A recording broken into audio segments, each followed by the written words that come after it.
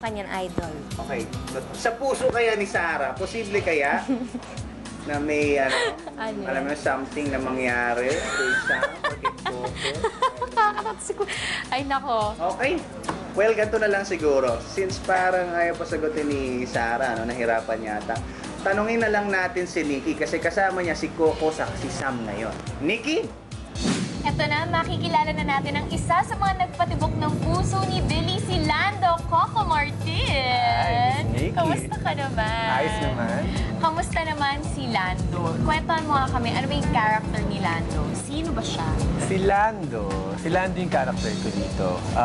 Meron akong 6 na kapatid na binubuhay ko.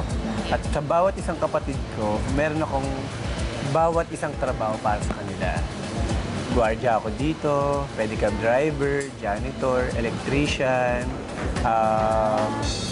mangiigib, barangay tanod. Siyempre, kilala natin si Coco Martin as the indie serious actor. Okay, paano ka naman nag-transition from being that to being ngayon singer, actor, dancer na? Ayun, hanggang ngayon, namimilipit pa at pahirapan. Every time na, actually, hanggang ngayon, kinukumbins pa nila ako na kumanta at sumayaw para nga dito sa proyekto nito.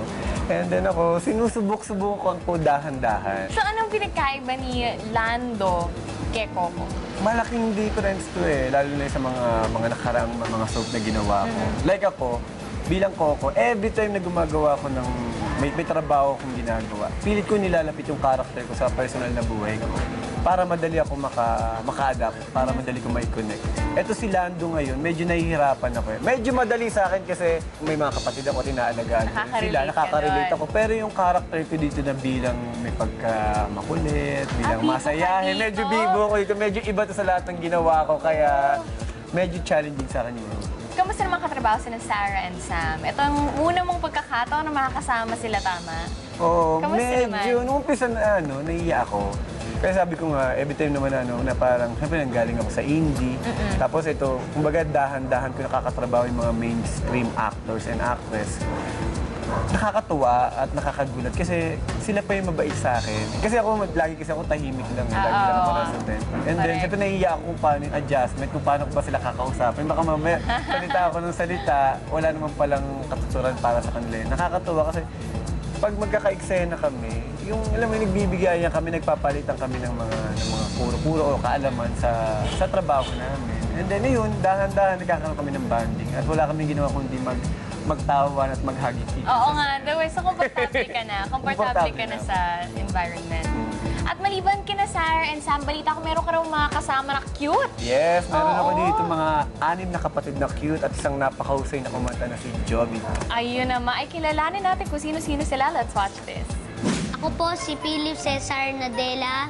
Ang karakter ko po dito ay isang brusko at astig. Ang name ko dito Nikki. Ang role ko dito ay Kikay na Mataray. Ay Francis Carbasillo. Nagawa po ako doon sa taping.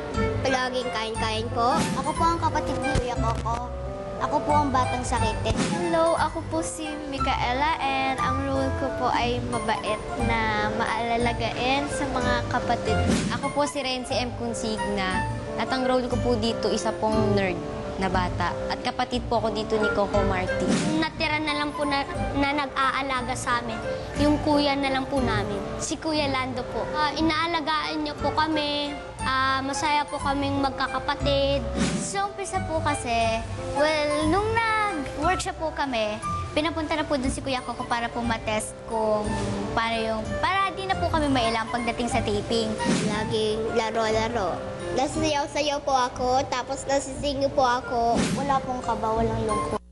Masaya. Excited po, lalo na po pag meron po kaming nakukuhang bagong script. Basa po ako agad kung anong mangyayari. Dami pong kids na gusto maging artista, tapos isa po ako dun sa mga nagde-dream na gusto maging artista. At ngayon po, parang ito na po yung start ko sa Idol.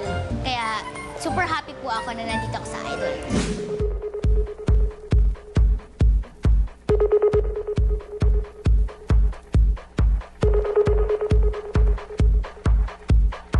O, di ba po, ang gagaling ng mga batang idols? Nakita niyo ba yun? O, ito naman. Kung naghahanap kayo ng magiging crush, abay, hintayin niyo po ang The Vince Code Band at ang One Harmony Group kasama si Diana. Yes, kilalanin po natin ang mga talented teen idols.